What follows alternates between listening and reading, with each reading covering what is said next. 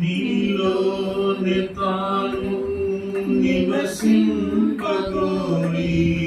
దినమెల్ల చేజాచెను. హృదయం తలుపు తెరువంగలేవా యేసు ప్రవేశింపను. హృదయం తలుపు తెరువంగలేవా యేసు ప్రవేశింపను. నీ జీవితంలో గమ్యం ఏదో ఒక